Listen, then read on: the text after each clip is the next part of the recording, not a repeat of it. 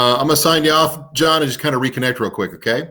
I'm gonna hit that little click thing on the text that you sent me. That's it. Yep, we'll come right back. Okay, bye. There he goes. There goes John. How you doing, bud? Good, brother. What's happening? Nothing, man. It's beautiful here in Detroit. We're supposed to get snow in a couple days. Oh, that's awesome. Yeah. You know what they call it: third spring, second winter, whatever the term is. I mean, but like, this is legitimately the time in the song where it's like, if you have no place to go, let it snow. Let it snow. You have no place to go. Okay, there's John again with a hat on. Hi, John. What's up, guys? J Chris, how are you? I can see you. Can you hear me, brother? I can. Yeah. I'm lying to you. I can't see you because I'm officially, I'm gonna be 50 and everything in a couple of months, and I'm officially like to look at the phone. I have to do that and do this. No, these are cool, dude. I see you in the general direction, J Chris. You look good as always. Thanks, brother. You too. Thank you. All right. The reason we're here today and everybody's talking, we have J Chris Newberg, John Heffron with us, Dave Landau. Check in a second. TipYourWaitStaff.com is the website, raising money for the men and women who work at Mark Ridley's Comedy Castle for over 40 years now, and to help them out because, like a lot of people in this world, they went from 100 miles an hour to zero. They're not making a dime right now, and every penny that you donate down below at TipYourWaitStaff.com goes directly to them, and there's a link right there on the page as well. John, how old were you when you start? 19, probably, when you went to the Comedy Castle or worked the Comedy Castle? Yeah, I probably did my first open mics. I was going to OCC, and then I had a speech class, and then I would go to Ridley's from there. So that had to have been 1989-ish, because I graduated could even have been 88. But yeah, so it was definitely 18, and I would go to Ridley's, had them all over the place. Right. So some of the original locations, not the current one he has there. Yeah. Do you guys remember your first set at Ridley's? You guys, is that one of those things? Do you remember I know it's stupid, your first joke? Do you remember that? I remember mine. J Chris, do you know yours? Yeah, I think I remember it. It was not good, but you go first, John. Okay. Okay, so I get on stage and I get introduced. Say one of the youngest comedians working today. That's literally, that was in my thing. And I get on stage and like, I almost can't do the bit unless I do it how I did it back then. Like I can't. We go nowhere. Right. So it was like, do I even have one? I don't. So it's like, hey everyone. I grew up in a pretty small town, South Lyon, Michigan. The McDonald's where you live probably says 70 billion served. Where I live, they just put the names of the people served. My first joke ever out of my mouth. That's good. Right? That's still. Yeah, no. I might have to dust that one off. Yeah. I think that's solid. Yeah, right? That's McDonald's joke. Yeah. So that was the very first thing out of my mouth ever. What about you, Chris? Homage to South Lyon. Well, no, I mean, it's like John's so funny, and his stuff is obviously so accessible by so much, and it's so funny to hear his first joke. I'm like, wow, that's a great joke. I should aspire to write something as clean and as cool as that. And my first joke, I think that I wrote was, if you're having sex with someone and she's thinking about someone else, and then she gets pregnant, the baby's his, right? That was it. That was my first joke. And then just above her bed, it has the names of the people. Yeah, that's right. Yeah, yeah. There we go. There, I just did a callback. It's better than a now serving sign, I guess. Now, you guys, I mean, it's interesting when we talk about Mark Ridley, we get a response from all over the country. And you guys, when you're running to people, it's amazing how many people still come back, even as successful both of you guys have been, to come back here and work Ridley's anytime you're in the Motor City and to do that. What does Ridley's mean to comedians around the country? Are we as Detroiters maybe aware of what a big club this really is? Do you want to go first, John? Yeah. I mean, Ridley was one of the that club's been open for 30 some years. People just kind of, if any other comedy club was ever around, and people said, are you going to the comedy club? Everybody would probably say, are you going to Mark Ridley's? Like that name has been there forever. And I've even, with this whole thing going on, where the reason why we're doing this is because the servers, everybody works at our whole industry, and I get everybody's industry is topsy-turvy, but our whole industry is gone right now. Gone. Like an entire art form it's been completely what, and I'll speak for comics. Yes, you can say for music people, but if we're talking about us, it's completely gone.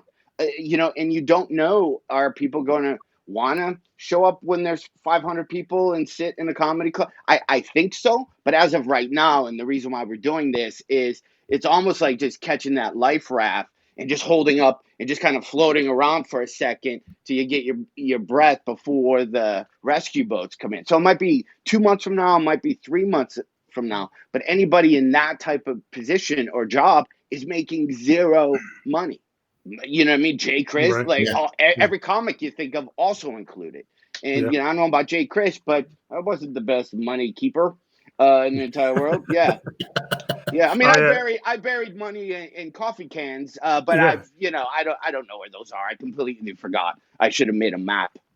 Hey, hold on, Chris. Before we get to you, I want to bring in Dave. Dave's here. We're going to slide in Mr. Landau. I don't know what he's doing. Hey, Dave.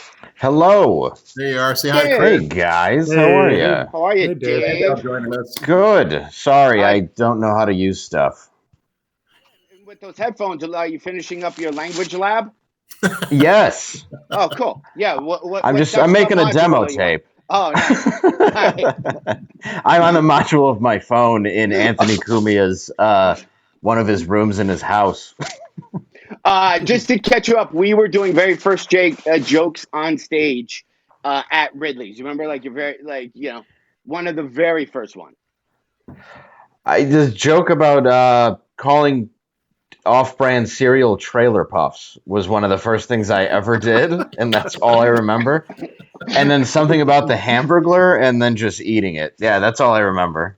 Yeah, well, we'll see. We both. I had a McDonald's joke my opening one, so yeah, we're hitting that part. Yeah, it's a Michigan standard. So to go back, so the Comic Cast is crazy important. The staff who's there, everyone's going to figure it out, but it's a little bit of adjustment.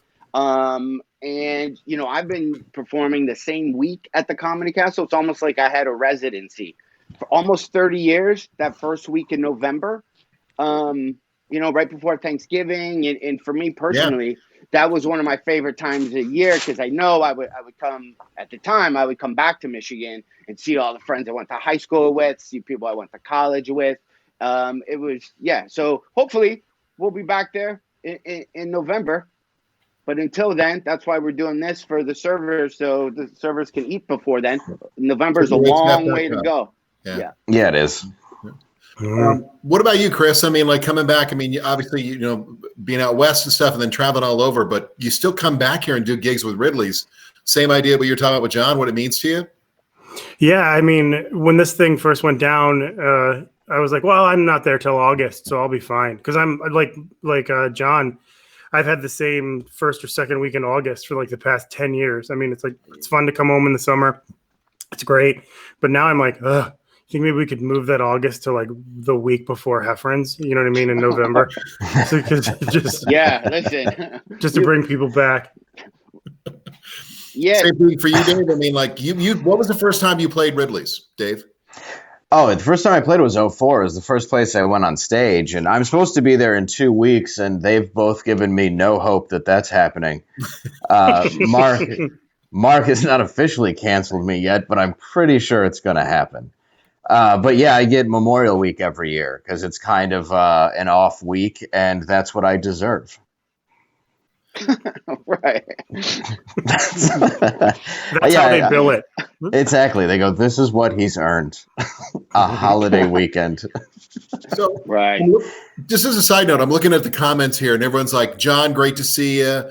South Lyon, represent. And then some guy goes, J Chris, man, you're great. Tell your Carrot Top story. And then someone goes, Dave, what's up with that creepy mustache?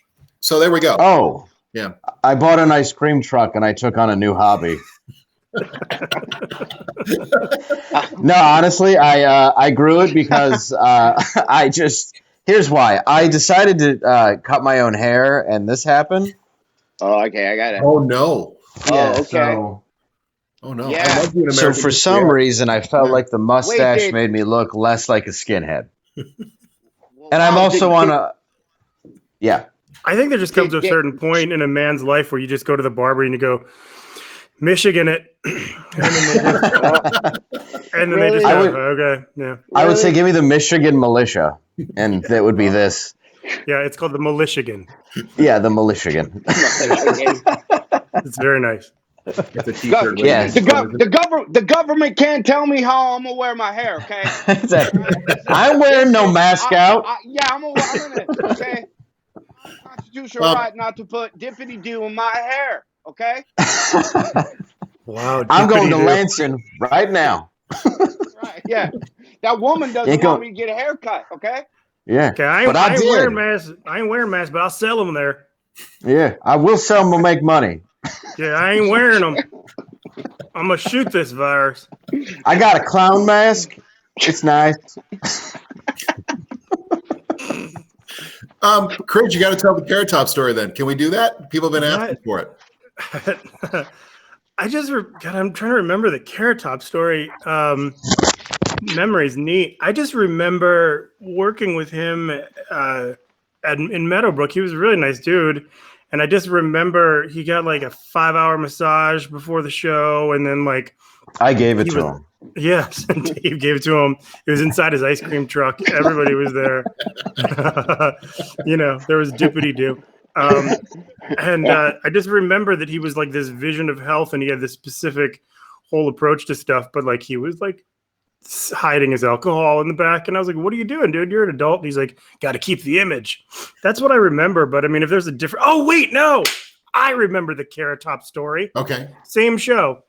So we can't swear. So I'll just use the first letter. Wait, is he in or out of Dave's ice cream truck at this point? No, this is after Dave's ice cream truck. So he's left. Okay, perfect. Yeah, Okay, so what you just saw was an example of me pretending to remember a story and making it up entirely. And now here's the actual story that I remember.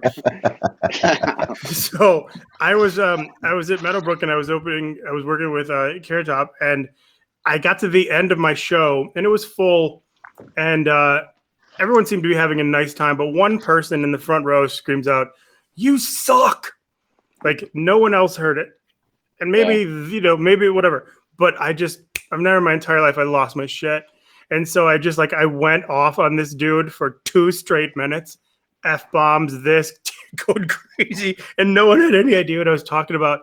And I walked off stage and I got banned from Palace Sports Entertainment for life. And as it turns out, many, many, many years later, Tom Wilson, who's high up there or was at the time, he married into the family, or his daughter married my cousin. So I was at a wedding, I was talking about it, and he was laughing, and he was like, "Oh yeah, I remember banning you." He was like, "You're fine. It's fine now. It's fine. It's okay." It's over. It was like 10 years later. But at the time, I remember Mark was pretty bummed out. He was like, "Did you just say the F word like 13 times in front of 100 kids?" I'm like, "Maybe." Yeah, I did. Yeah, it did. I meant 12 of them. We're talking it felt Meadowbrook, good. like where they do the Christmas Carol for like 2 months and stuff. That place, right? Yeah. So you got run out of Meadowbrook. Yeah, absolutely. But I'm back. Yeah.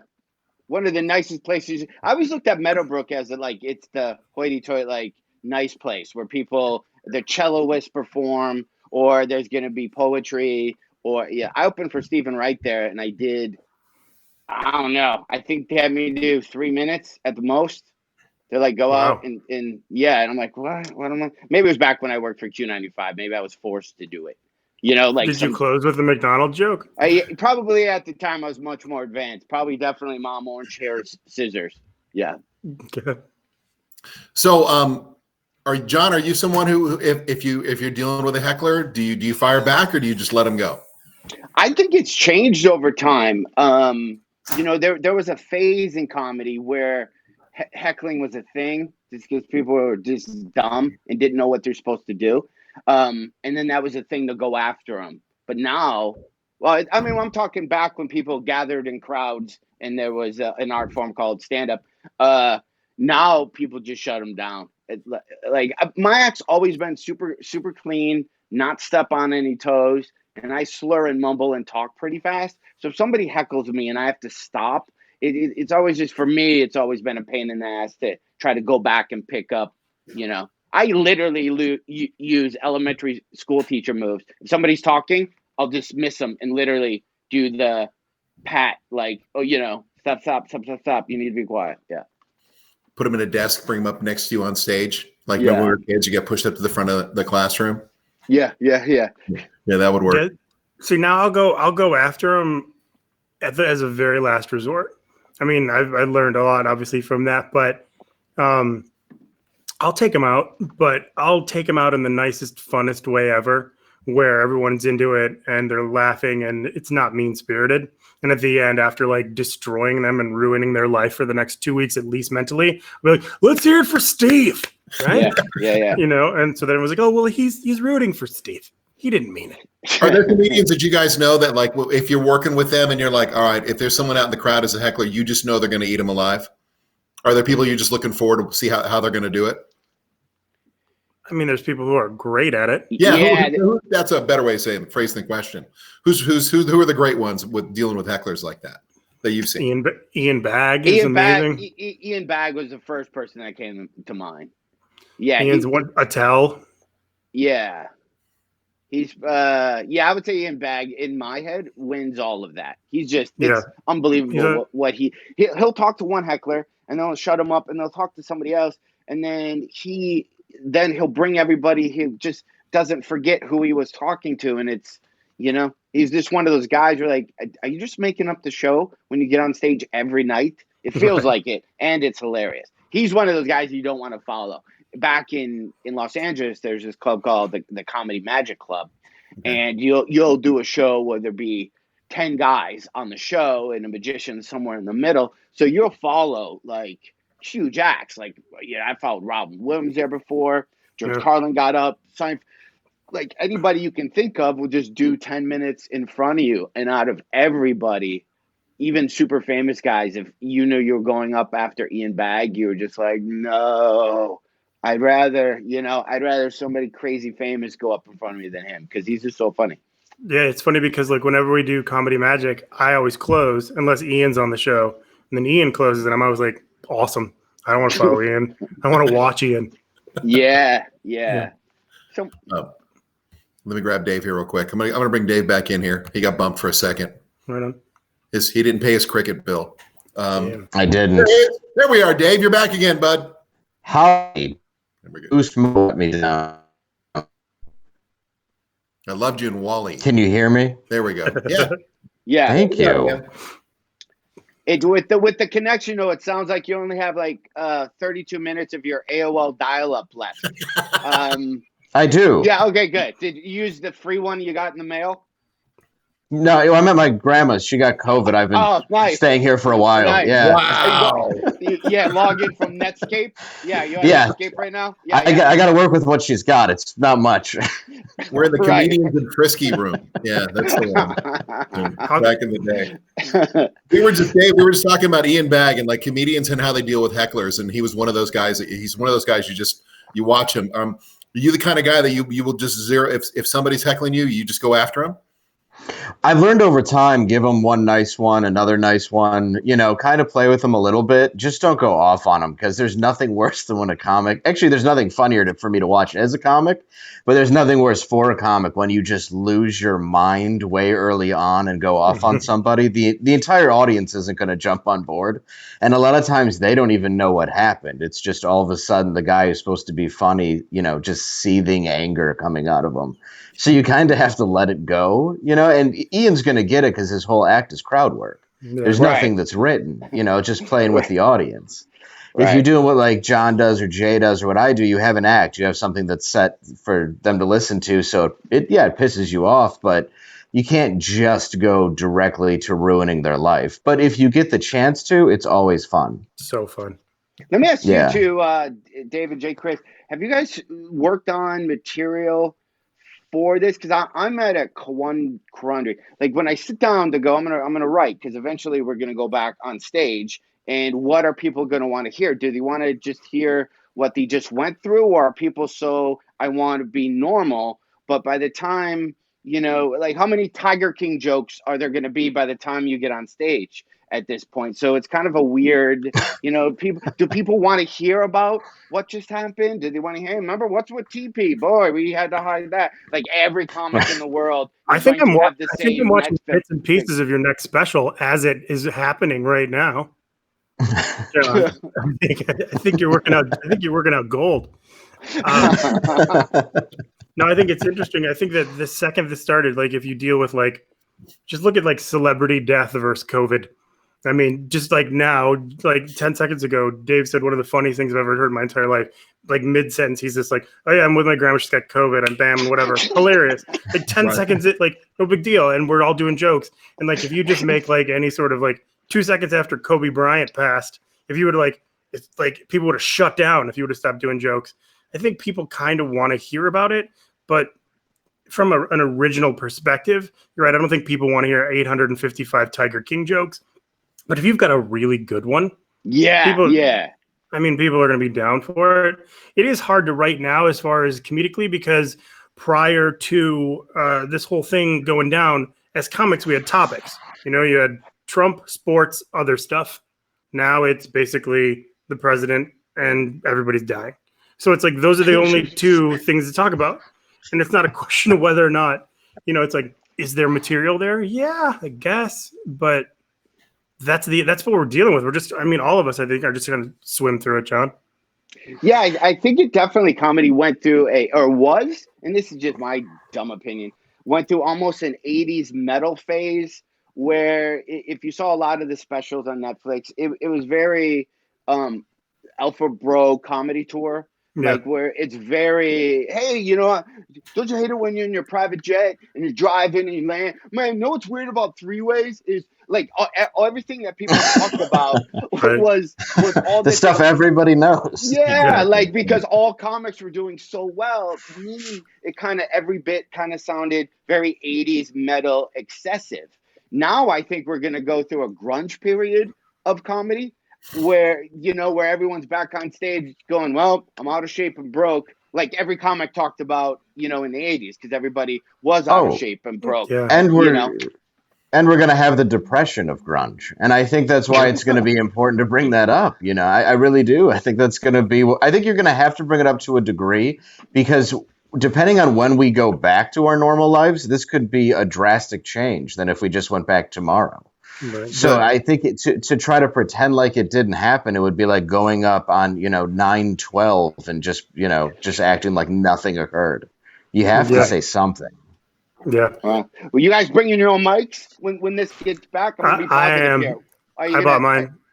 You're gonna bring your own and click it in. Can we just make that the rule so I'm not the weird guy who does that? Well, no, I'm with you. I'm with 100. I think everyone's with you. I've wanted to be that guy for a long time, but it's mostly, it's not, and I think from a vanity perspective, initially doesn't it come from, oh my gross, this smells horrible. You smell like chicken tenders. It smells like chicken tenders. The mic That's your first thing. It's not like, oh, I hope it doesn't kill me. It's like, what the fuck? I'm sorry, what was this guy eating? Yeah. It's every comic spitting in it from the chicken tenders and thing, and then the guy who acts like he's sorry, and then the guy who's smashing it on his head and does the what? And then drops it on. Yeah, it's all that. Yeah, it depends what funny bone you're at for how abused the microphone has got. You can always tell the mic stand too is if the mic stand is really leaning to somebody. Orny Adams was at that club 2 weeks before you were, because the mic stand will be like that from him smashing it the whole time. Or you're like, what happened to the mic stand? Oh, Wayne's brother was like, guys, other people have to use this. Yeah, are you guys gonna bedazzle your mics? I already kind of do. Sorry, go ahead. I already wipe down mics anyway because I have that same issue. It's like you said, what comic's there before if the stool's a little off because they've been humping it for the last 3 weeks. Right? Yeah. But I hated that smell and I would wipe it off. And even about planes now, I go on planes and I wipe down everything, but I did that before. Yeah, now I just don't look like a psychopath. So I think there's having OCD anyway. I don't mind that everybody is now forced to have the same OCD that I have. Oh, that's funny. The COVID has erased OCD. No way. It's just commonplace now. Interesting. So I traveled even years ago. My travel, I had it was a antibacterial scarf. So you'd wear it almost like, and then you could just pull it up over your face and would stop the germs from getting in. I had You were a this thing. terrorist. It was a blue light thing that you'd wear around your neck, and it would shoot like ions, and it would go. And then I would have all the hand sanitizer stuff. In the second you get in your hotel room, yeah, it's gonna be weird going back.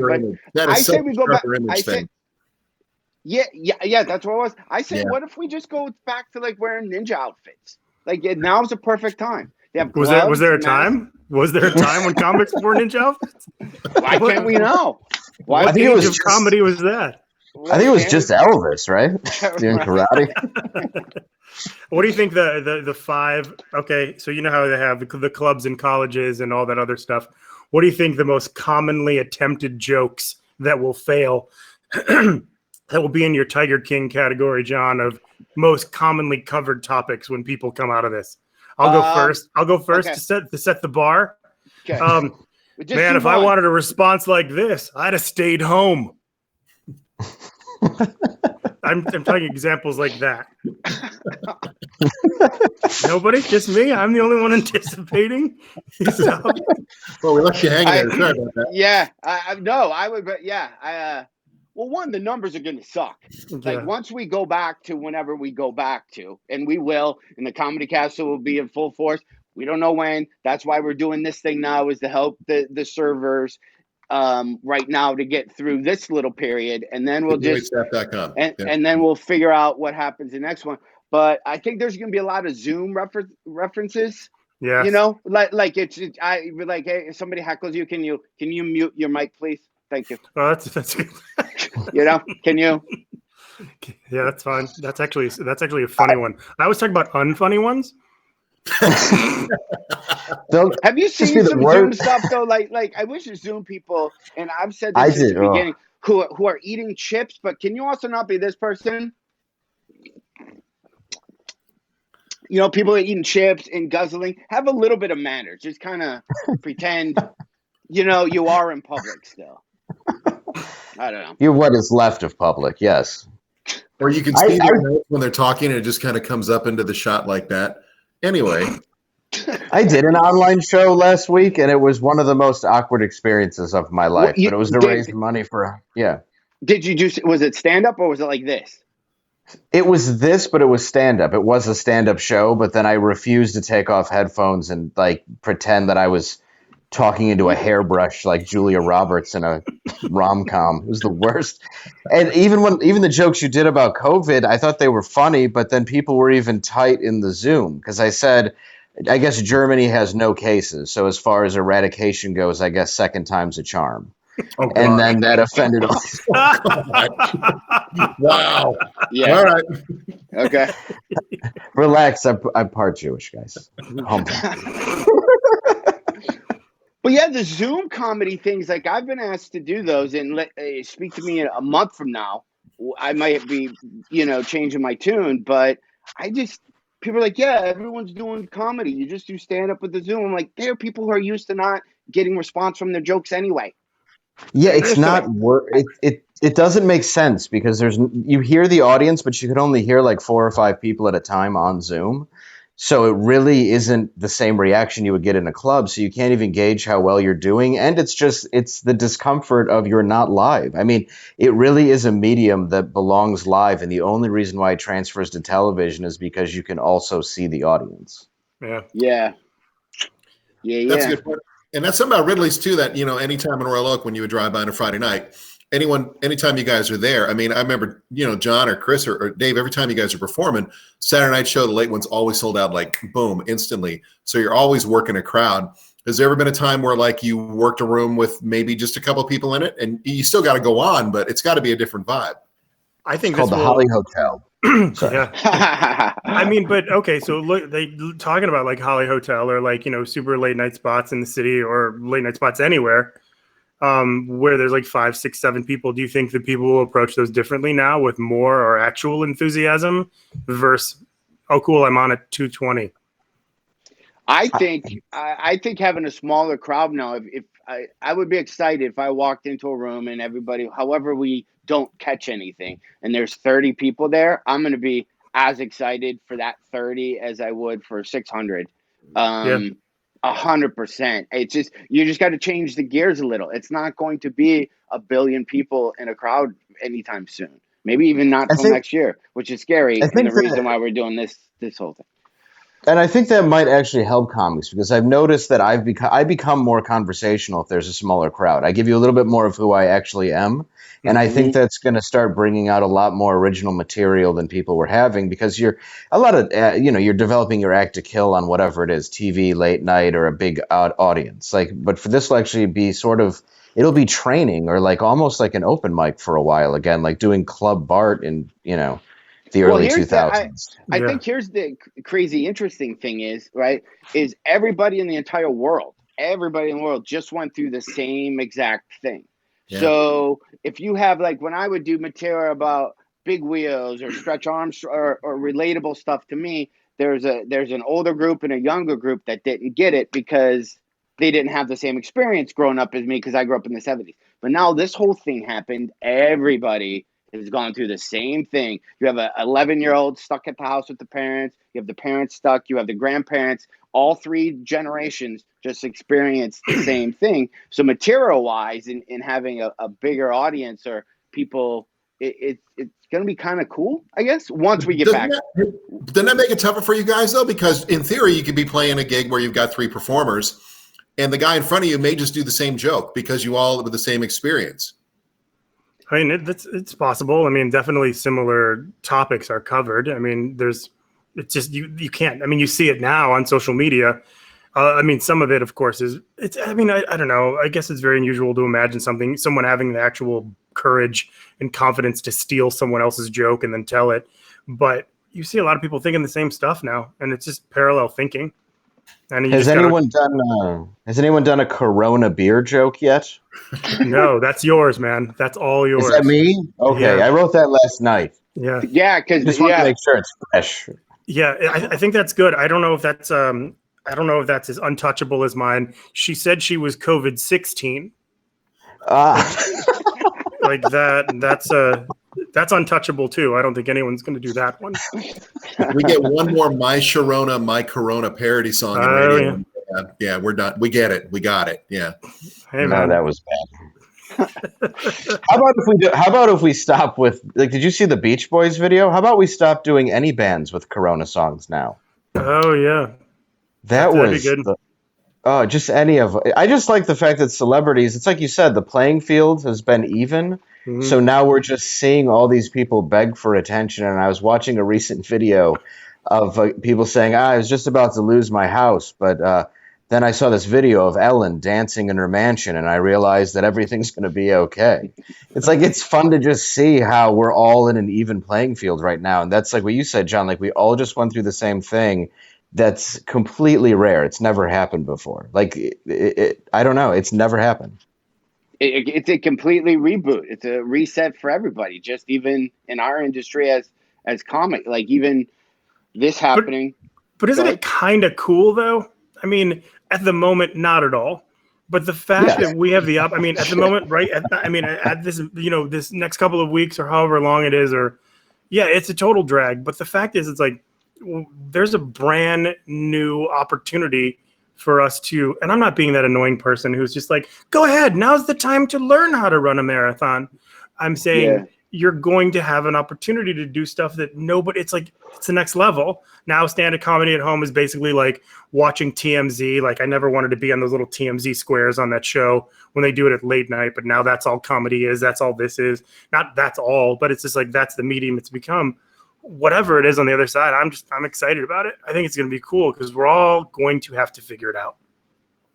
Yeah, nobody has, like, during this time, again, not squashing my personal opinion that it might get worse and people should stay home and you're fine and let's just all chill for a little bit. Put all that aside.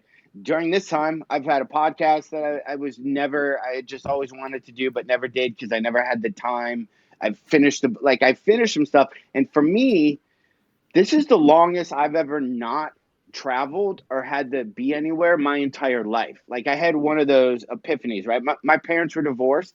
So I think starting at age 6, every 3 days I was going to somebody else's house, right? So I did that all through life. And then when I was in high school, I started doing comedy, and pretty much from 19 to 49 as of right now, I was traveling every other day, going off to a city. So this is the first time in my life that wow, this sucks for you.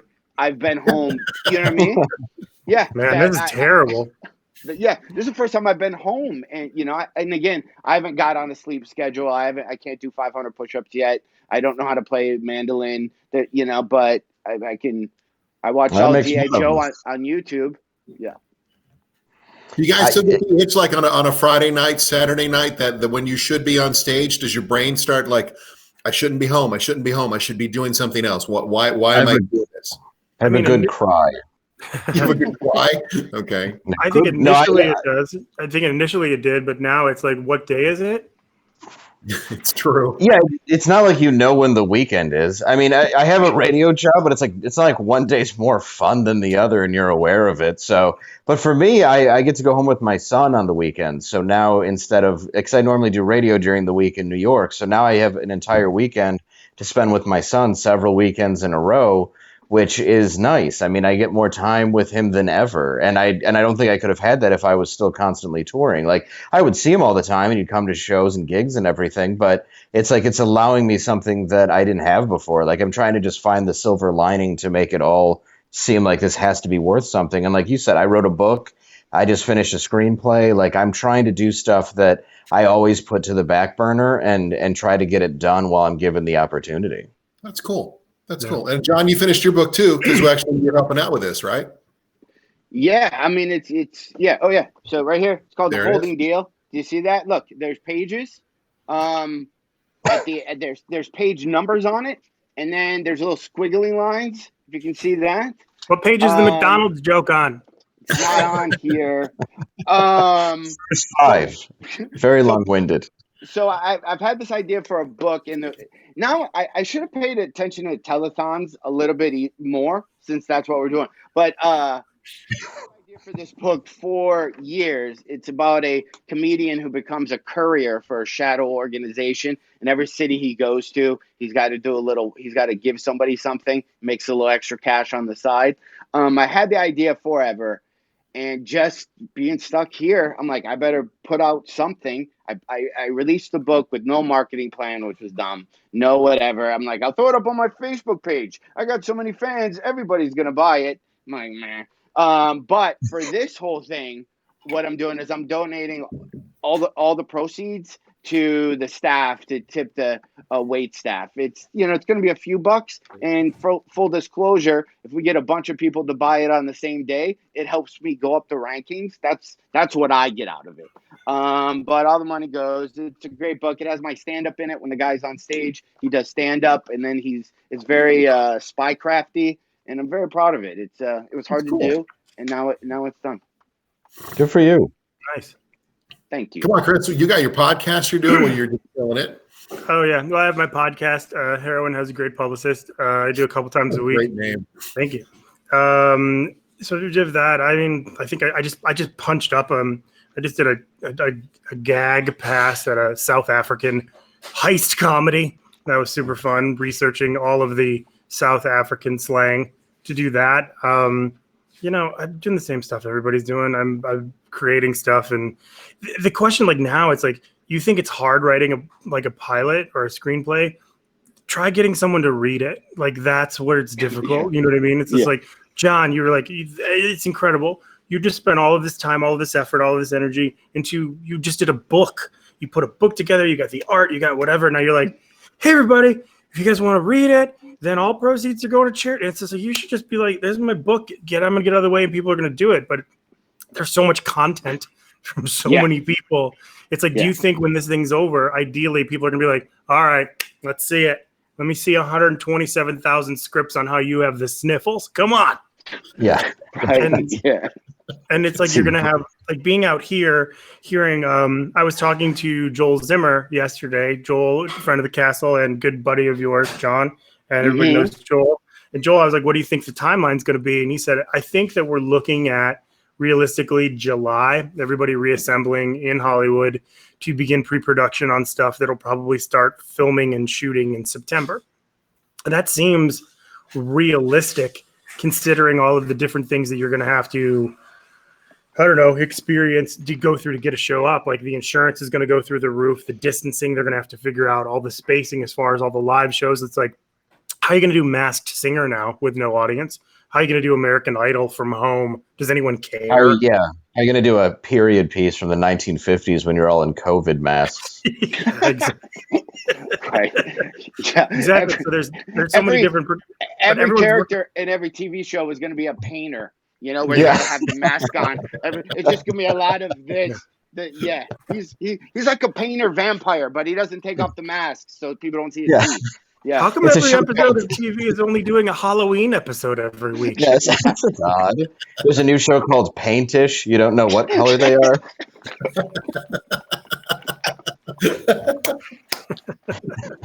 I'm just waiting for COVID AF to come out. That's going to be huge. Massive. Oh, that's funny. Dave, I wonder, like, go ahead. But I'm curious, and I can't see the people watching. When will people feel comfortable going to see live anything? You know, that's the biggest question of everything. If they open up and there's a comic and there's 100 people that want to, go, I can't get anything. I've been eating Funyuns since I was 11. I'm immune. Then they want to show up. Then everything's back online. How are you gonna do it after shows now with meet and greets? Are you gonna do meet and greets? No, I didn't do it anymore. No, I was even thinking that it's gonna be very 80s one-nighter again, where I drive, I get out of my car, I do my show, and I get right back in my car and I drive home. And not, I think it's gonna be a thing. I mean, I already did. Yeah, Jim, as having like, when would you have guests on again? Like that even seems a little weird right now. It is somebody weird. come in. Yeah, I mean, we do the show and leave immediately. I mean, we're not even we're in the building. We're out the door as soon as we're done. I mean, they tell you to do that. And then I saw a couple days ago somebody put up a plan for like a concert venue, an 1,100 seat theater. You may get 200 people in there. The food would be covered. 10 people maximum going to the bathroom, and it had them all spaced out. So it would like be doing a sound check for a concert. So I can't imagine for you guys, you'd look out and you're expecting 400 people in a club. You're probably going to get 100?